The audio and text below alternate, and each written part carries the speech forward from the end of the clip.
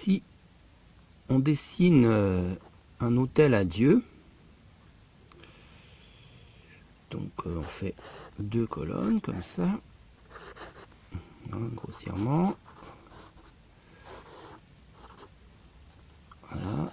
Dessus, on met une dalle. Dedans, des reliques de saints. Et voilà, ça c'est un autel à Dieu. Et dessus, on fait la messe. Voilà. Et si je change un peu comme ça, que je vous mets des trucs comme ça, des petits dessins là, et ben voilà, on obtient l'Arc de Triomphe, monument parisien.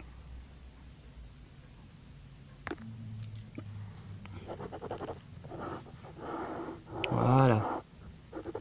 Donc l'Arc de Triomphe, en fait, c'est un immense autel à Lucifer.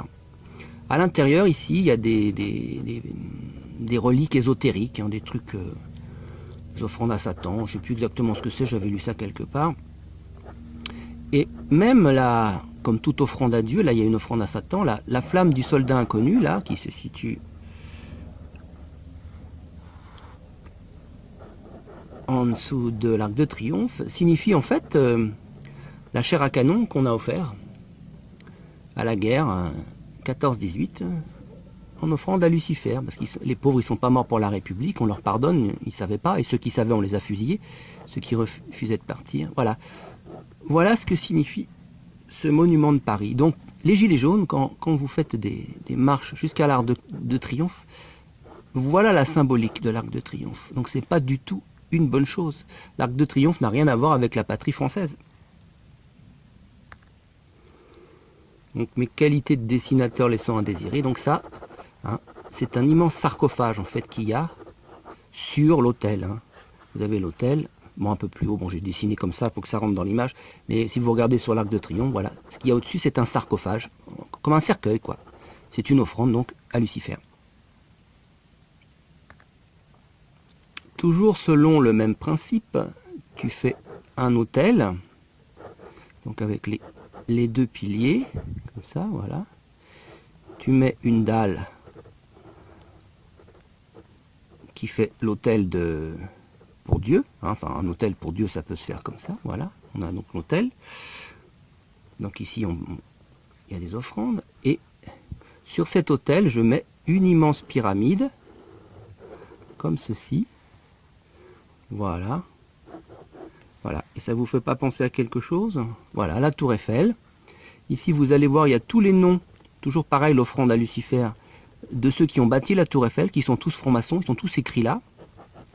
Voilà. Dessus, il y a la pyramide. Hein. Bon, ça, je vous fais pas un dessin. La pyramide, vous savez ce que ça veut dire. Le 2e étage, je ne sais plus la signification. Ça doit être un rapport avec les grades. Et tout en haut, il y a une antenne. Hein.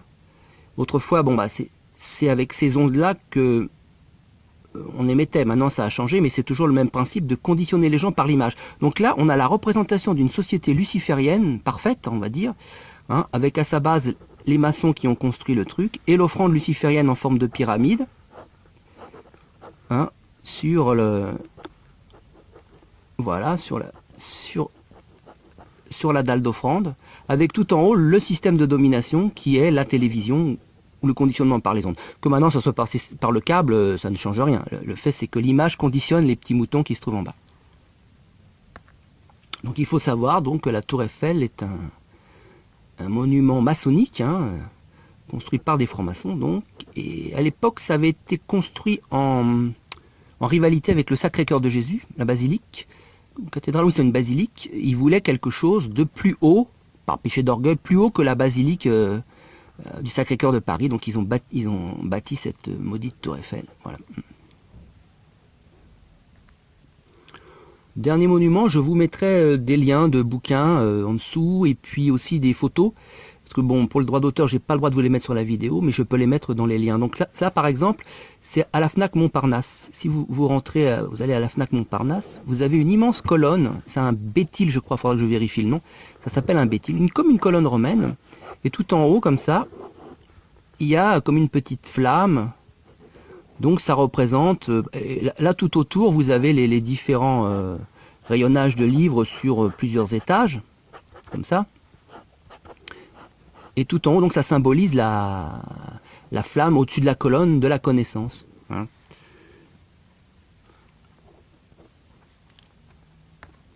Ça fait un peu comme une immense colonne romaine au milieu de la bâtisse.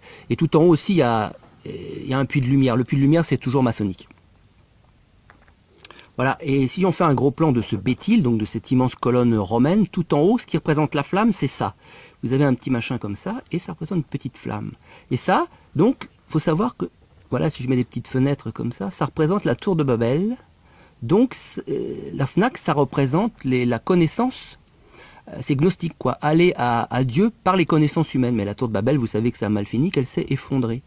Voilà, donc en fait, tous les livres qui sont vendus à la Fnac, il n'y a rien qui plaît à Dieu dedans. Ce sont des romans ou des choses. Même les Bibles, il n'y a pas la Vulgate. Hein.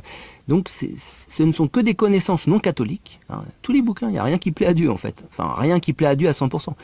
Même des bouquins sur les anges, ils mélangent les bons anges avec les mauvais, sans vous le dire. Hein, les 3 anges, archanges qu'on connaît, c'est Michel, Raphaël et Gabriel. Tous les autres, c'est des noms, ça peut être des bons ou des mauvais anges. Donc, faut pas les prier, quoi. Vous allez vous trouver en train de prier un démon. Et donc, voilà, toutes les connaissances qu'on trouve dans les bibliothèques, machin, maintenant, c'est des connaissances gnostiques. Il n'y a rien de catholique, quoi. C'est la tour de Babel, voilà, signifiée par cette flamme qu'il y a en haut de ce béthyle. À la tour Montparnasse aussi, vous verrez, il y a une horloge avec un immense œil comme ça, bon, dedans. Je sais pas s'ils ont changé l'architecture. Enfin, en tous les cas, je vous mets un lien dedans aussi. Bon, là, c'est pareil, c'est l'œil d'Horus, l'œil qui voit tout, en haut de la pyramide, c'est pareil. Bon, je vous mets plein de liens dans le descriptif sur tout ce qu'il y a dans le Paris ésotérique. Hein, c'est assez... il y a plein de documents. Vous verrez aussi sur le bâtiment de la CGT. Hein, l'architecture, c'est comme ça. Vous avez une pyramide, et puis en dessous des glaces, comme ça, et une pyramide inversée, une autre pyramide. Voilà, vous verrez les fenêtres. Je vous mets aussi les... Donc ça, c'est le truc de la CGT, je crois. Enfin, je ne sais plus exactement. Vous allez voir dans le lien. C'est pareil. Donc c'est la bâtisse, elle est comme ça. Il y a tout un tas de vitres, comme des pyramides, comme la pyramide du Louvre. On retrouve donc la pyramide inversée. Voilà, je vous mets tout ça en dessous. Il faut savoir aussi que tout ça, ça représente un parcours ésotérique. Il y a l'obélisque aussi, le champ de Mars avec tous les taureaux, tout ça, c'est le dieu Mars. Donc dans l'axe, vous avez ça, la tour Eiffel, l'obélisque de Paris. Et tout ça, c'est un culte vers le culte solaire. Donc c'est complètement païen. Mitterrand s'était fait représenter avec un char solaire, une espèce d'Apollon musclé, et c'est la tête de Mitterrand dessus. Il s'est fait représenter comme le dieu. Il se prenait pour le dieu solaire, quoi, avec toutes ses constructions maçonniques. Et tout ça, l'obélisque, comme les cadrans, ça fait comme un cadran solaire, un immense cadran solaire vu de haut. C'est une initiation maçonnique au culte solaire et à la domination vers le soleil, vers la domination mondiale, le nouvel ordre mondial.